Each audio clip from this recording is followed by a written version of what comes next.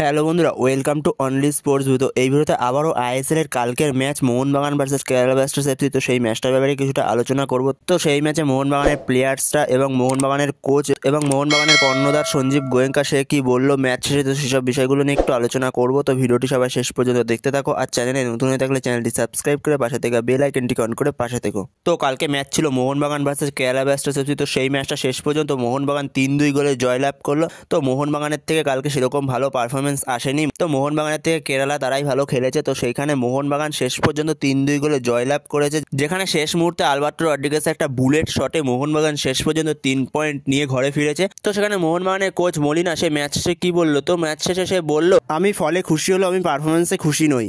আমরা ভালো খেলতে পারিনি, দিনটা আমাদের ছিল না। সম্ভবত মরশুমে সব থেকে খারাপ পারফরমেন্সটা আজকেই হয়েছে আমাদের। কেরালা ভালো খেলেছে, ওরা প্রচুর গোলের সুযোগ তৈরি করেছে, তবে শেষ পর্যন্ত ছেলেরা যে চেষ্টা করেছে এবং সফল হয়েছে এটাই সব থেকে ভালো দিক।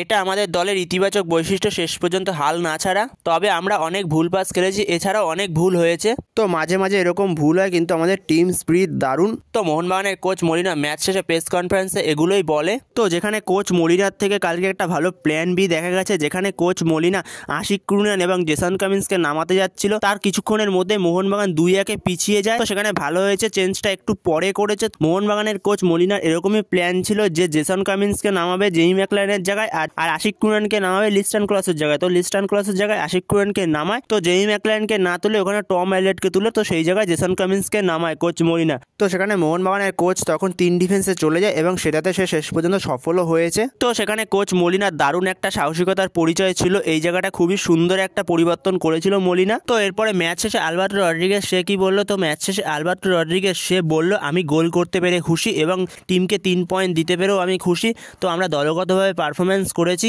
সবাই নিজেদের সেরাটা দেওয়ার চেষ্টা করেছি, তার মধ্যেও কিছু ভুলভ্রান্তি হয়েছে। তো শেষ পর্যন্ত 3 পয়েন্ট পেয়ে আমি খুবই খুশি। তো এটাই বলে আলবার্টো রড্রিগেজ ম্যাচ শেষে। তো এরপরে আশিক কুরিয়ান সে কি বলে, তো আশিক কুরিয়ান সে বলেছে, আমি দলের জন্য ভালো করতে পেরেছি, এর জন্য আমি খুবই খুশি। তো এটা শুধু আমার একার কৃতিত্ব নয়, পুরো দলের কৃতিত্ব। তো সেখানে আমি দলের জন্য আজকেও ভালো কিছু করতে পেরেছি, তো এর জন্য আমি খুবই খুশি। তো আমরা জানতাম প্রথম থেকে আমরা এই ম্যাচটা জিতবো, তার জন্য সব রকম চেষ্টা করেছি এবং চেষ্টা করাতে আমরা গোলও পেয়েছি এবং শেষ পর্যন্ত জয়লাভ করেছি এই ম্যাচ থেকে, এবং 3টে পয়েন্ট পেয়ে আমি খুবই খুশি এবং শেষ পর্যন্ত আমার টিম 3টে পয়েন্ট পেয়েছে। তো ম্যাচ শেষে জেসন কামিন্স এটাই বলে। তো এরপরে মোহনবাগানের কর্ণধার সঞ্জীব গোয়েঙ্কা, তো সে একটা কালকে ভালো অ্যানাউন্সমেন্ট করেছে মোহনবাগান ফ্যান্সের জন্য। তো মোহনবাগান ফ্যান্সের জন্য একটা উপহার ঘোষণা করেছে, যেখানে মোহনবাগান ফ্যান্সের জন্য সে এরপরে নেক্সট হোম ম্যাচটা পুরো ফ্রি করে দিয়েছে। তো যে সমস্ত ফ্যান্স যেতে চাও সবাই এই ম্যাচটা ফ্রিতে দেখতে পাবে, কোনো রকম টিকিট লাগবে না। তো মোহনবাগান 2024-এর হোম ম্যাচ খেলে ফেলেছে কালকে লাস্ট। তো এরপরে মোহনবাগানের নেক্সট হোম ম্যাচ হলো 2রা জানুয়ারি 2025 হায়দ্রাবাদ এফসির সঙ্গে। তো সেই ম্যাচটা পুরোপুরি ফ্রি করে দিয়েছে মোহনবাগানের কর্ণধার সঞ্জীব গোয়েঙ্কা।